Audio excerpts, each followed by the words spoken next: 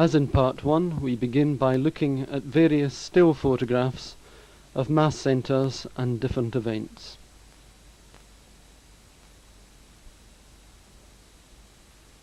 The former Mass centre at Worthing was one of the earliest Mass centres to be established in the south of England. Mass was celebrated here for several years.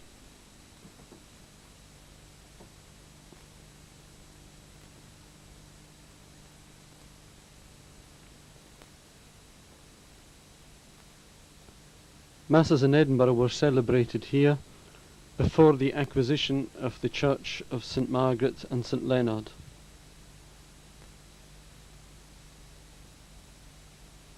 This splendid former Presbyterian church was acquired by the Society in 1993 and dedicated to St Margaret, the patroness of Scotland, on the 900th anniversary of her death in the city. In the Potteries we have a Mass centre at Tunstall in the Old Town Hall, which is seen on the right of this photograph.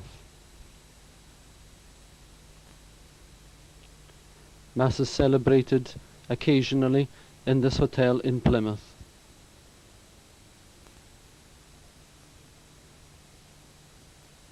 The former Methodist chapel at Groombridge near Tunbridge Wells in Kent was acquired by the Society in 1993 and dedicated to St Pius V. Masses in Bradford were celebrated at the Latvian Community Centre in Manningham in central Bradford.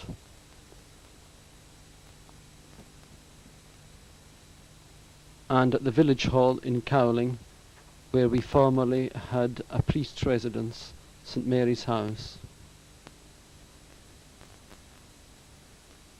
Various locations in Taunton have been used as Mass centres, including this one at Staple Grove.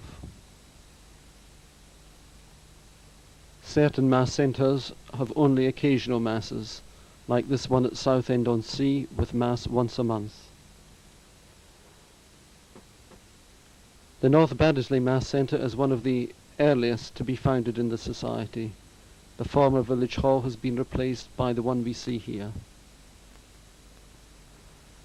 Mass is celebrated every alternate Sunday at Coventry in these delightful medieval buildings.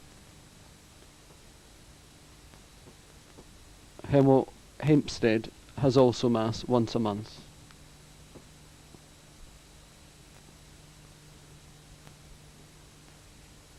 As does this Mass centre in Cheltenham.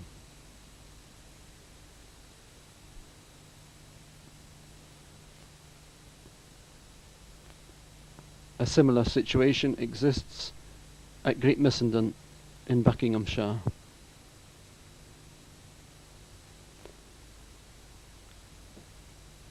The pleasant former Methodist chapel in Herne in Kent was recently acquired by the Society and dedicated to St Thomas More and St John Fisher. Here we see another of the locations where Mass has been celebrated in Taunton. Among places in the north where Mass is celebrated, we see this hotel in Carlisle, this charming working men's club at Houghton Pagnell near Doncaster,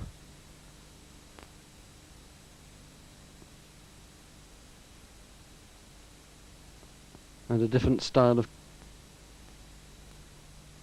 the Grand Church of Christ the King in Keighley replaced the Bradford and Cowling Mass centres.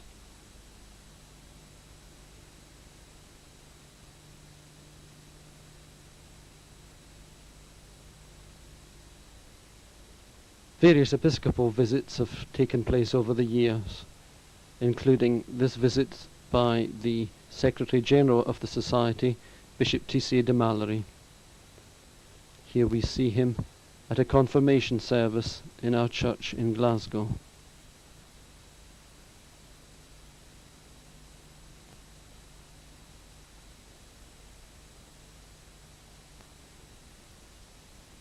For several years, there has been a pilgrimage to Valley Crucis in North Wales. Mass has been celebrated in the ruins of the Abbey, and this has been a very popular event with our faithful in the north.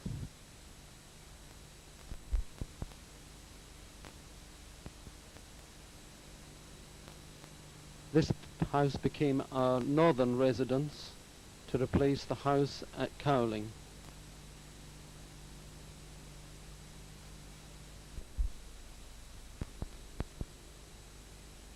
Every year there is a Mass celebrated in honour of Our Blessed Lady in Preston, and a procession through the streets adjacent to the church.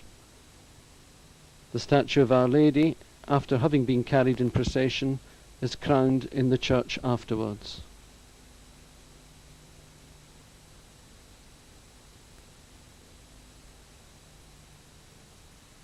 This annual pilgrimage has become an important event in the north. Pilgrims first gather at the shrine of Our Lady of York in St Wilfrid's Church, process through the streets. Here we see them approaching the Minster, in the Shambles with its associations with St Margaret Clitheroe, at High Petergate, and praying at the Northern Tyburn, these prayers being led by Father Nichols. Mass is celebrated on the village green at Ascombe Richard.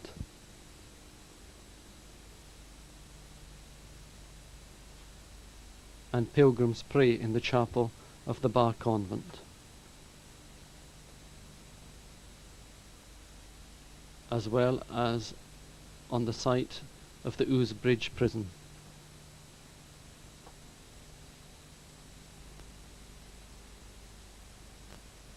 In 1995, the Mass at Ascombe Richard was celebrated by the second assistant of the Society, Father Paul Alagny, who was visiting England from France.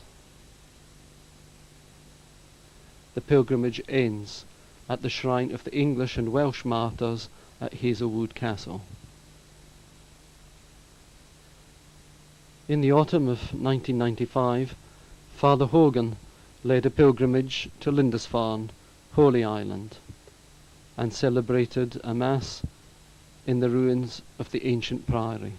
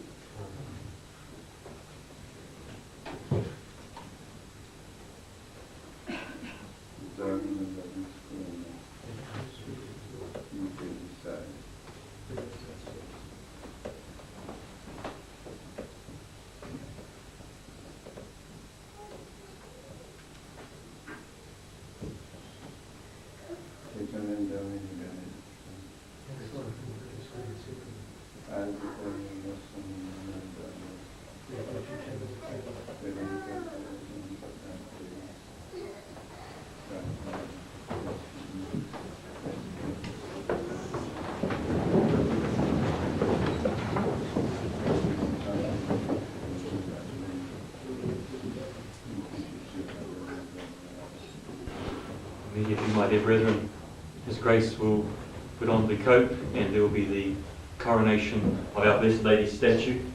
It's an act that only a bishop can perform, and he does it honouring our Blessed Lady with the words that may we who crown you on earth deserve to be crowned through your merits by Jesus Christ in heaven. A prayer which we can all add our own prayer to, so that our Lord will indeed crown us at the end of our lives. After the coronation of the statue, His Grace will go out to the bell, which is out here.